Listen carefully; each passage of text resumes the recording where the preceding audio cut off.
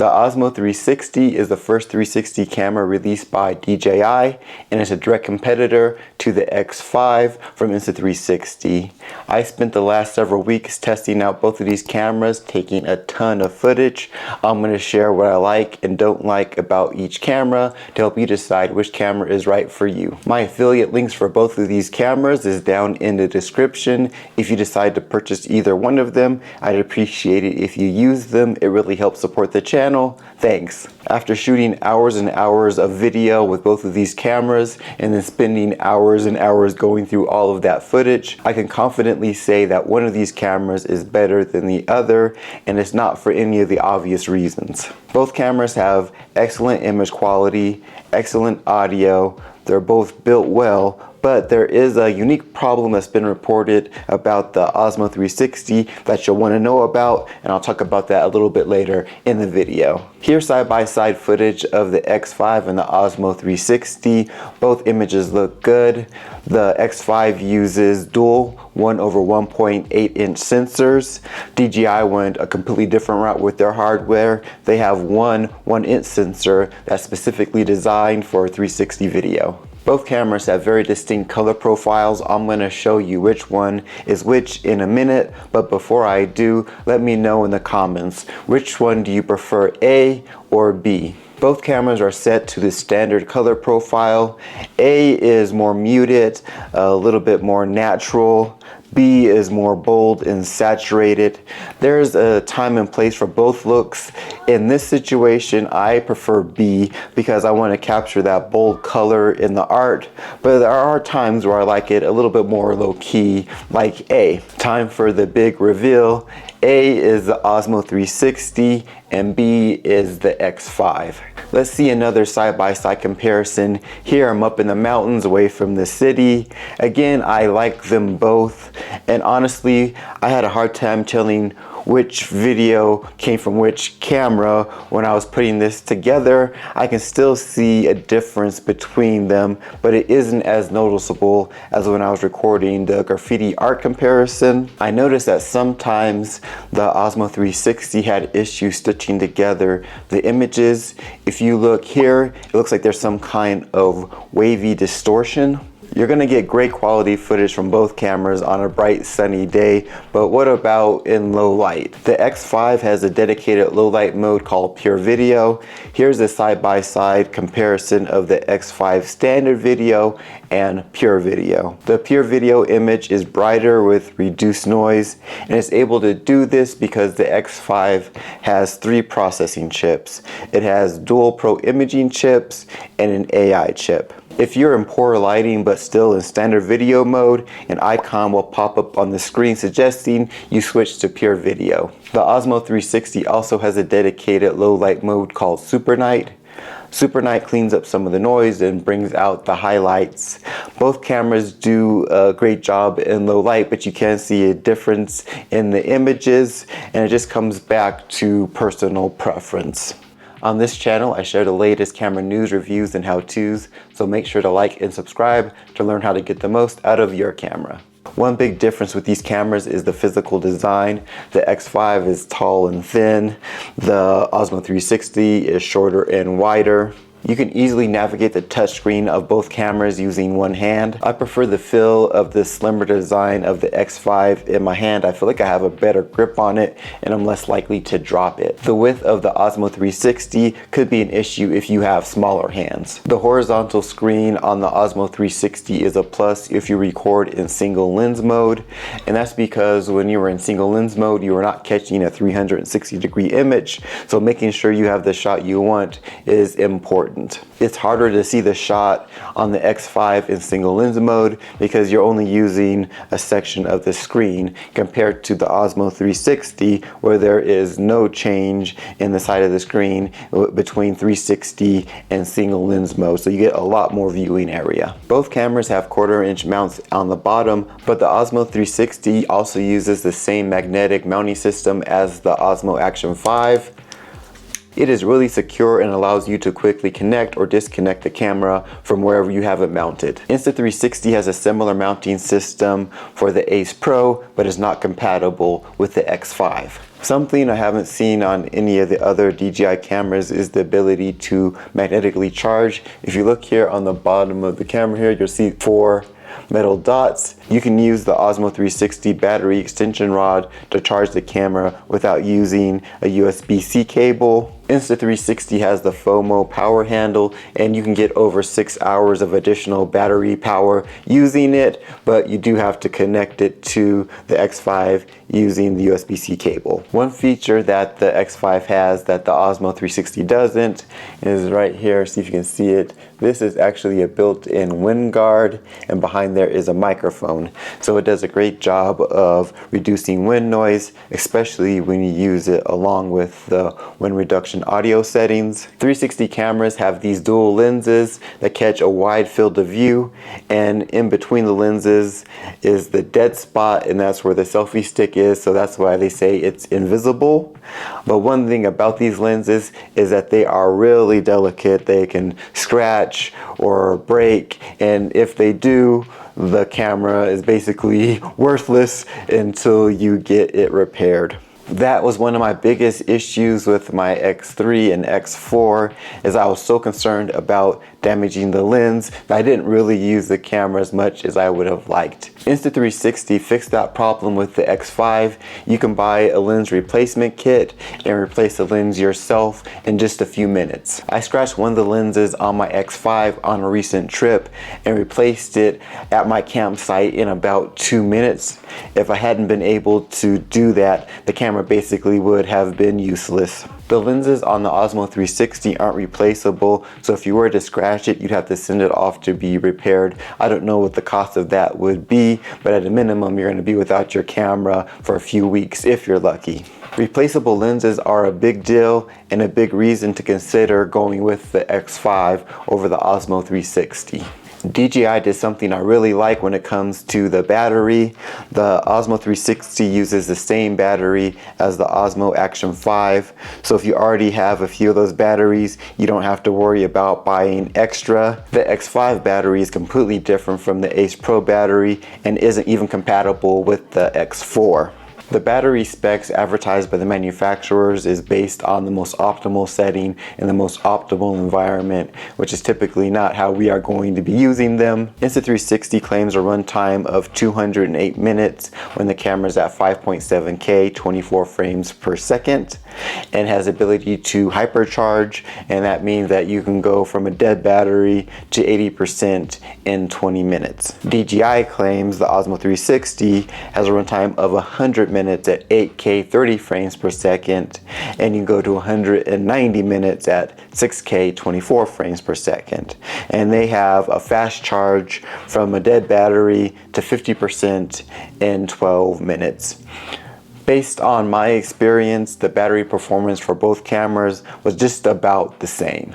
Insta360 released an ultra battery for the X5, and that gives it a little bit extra juice. There's something that DJI added to the Osmo 360 that I really appreciate, and I think they're adding it through a lot of their product line, and that is having internal storage. The Osmo 360 comes with 128 gigabytes of storage included, and for me, that can be a lifesaver. There's times where I've forgotten my micro SD card, or maybe I'll get the camera and I don't have the money at the time to go out buy another micro SD card for my mini cameras, and the ability to be able to take it out right away and start recording is nice. Now 128 gigabytes is not a ton for 360 files, which can be on the large size, but if you record with intention and just don't go out there and just let it run and run and run, 128 gigs is enough to get quite a bit of footage. I've done a ton of recording on the Osmo 360 over the last few weeks, but I still have not bought a micro SD card for it. All I do is go out, do a day or so of recording, come back, transfer it to my computer, free up that space, and go out there and do it again. Both cameras have excellent stabilization. The electronic image stabilization on all action cameras have gotten so good that there's now settings that you can add motion back into your footage. Both cameras are waterproof. The X5 is waterproof up to 15 meters, the Osmo 360 up to 10 meters. But to get the best footage underwater with any 360 camera, you're going to need a dive case. If you don't have the dive case, the footage won't stitch together properly. You can see that here on the Osmo 360. In the beginning of the video, I told you that people have been reporting a unique problem with the Insta360. Fortunately, I haven't had that problem myself, but people have been saying when they take it out into the water or in human environments, the lens has been fogging up on the inside, ruining the footage. So hopefully this is something that they will be taking care of sooner than later. So right now I'm just using the mic in the X5, but I'm going to do a test here with the Mic Air. The Mic Air also works really well. That's one thing I've liked about DJI products. The DJI Mic 2, the Mic Mini, give you great quality, and they just work really well with DJI products. Insta360 came out with their own wireless mic, the Mic Air, and it does just as well as the DJI external mics. It connects really quickly. It works really well with all the Insta360 products that's compatible with, and it is super small and compact, so it is a great option for audio. But if you don't have the Mic Air, like I said, the internal mic is great also if you have it on the selfie stick, so you can get 2-3 feet away from you, and it's gonna do a good job picking up the audio. I'm on my commute home, and this car is pretty quiet, so you should have pretty decent quality audio just using the X5. But I'm going to turn on the Mic Air in a minute. A 360 camera is great if you do car content because you can get 2 views at once. You can get recording the view out of the front of the window at the same time being able to record yourself, and that is something that's hard to do. I do a ton of internal car shots for when I'm doing my Jeep videos, and essentially you have to record for a little bit facing out, then you gotta flip the camera around to try to get your internal shots, or if you want to talk. But you don't have to do that with the 360 camera because you're getting both shots. One thing that I am curious to see about when it comes to the quality, though, is sometimes it can have a hard time exposing properly. Possibility of it being overexposed out the windshield and potentially underexposed inside the car. But I open up the sunroof to get a little extra light in here, and we'll see how the camera does. Being able to get both shots is nice, but it does require a little bit more in the editing process. One feature that the X5 does have is called Insta Frame. That's a great option when you're trying to record car content, but maybe you don't want to do all the extra editing steps. In Insta Frame, through one lens, it is going to record a flat video, so not 360, just your typical flat, 16:9 video, but also at the same time it's recording 360 footage. So when you stop recording, you're gonna get 2 files. You're gonna get that flat file, and you're gonna get a 360 file. That cuts down some of the editing steps, but there is a drawback to that, is that the flat file is going to be at 1080p, and in the 360 video max resolution is 5.7K plus, so you're not going to get the same 8K resolution as if you were just going to let it record on its own and do all the editing yourself. So that's just kind of the drawback if you decide to use that feature. I just turned on the Mic Air, so now you can hear the difference in the audio quality. One thing I like about the Mic Air is its size is a nice balance between audio quality and simplicity and being discreet. I'm going to switch this setup around. I'm going to put the Osmo 360 up, and I'm going to connect the DJI Mic Mini, and we'll see how they compare. I've switched over to the Osmo 360 now. We can see how well it compares to the X5 and properly exposing the inside of the vehicle to the outside. Right now I'm using just the internal mic on the Osmo 360, but I have the Mic Mini right here. We're gonna do a similar audio test to see if we can hear a difference in the audio quality. Also, I haven't tested out the audio quality on the Osmo 360 in a windy environment outdoors, but inside the vehicle it should be pretty good.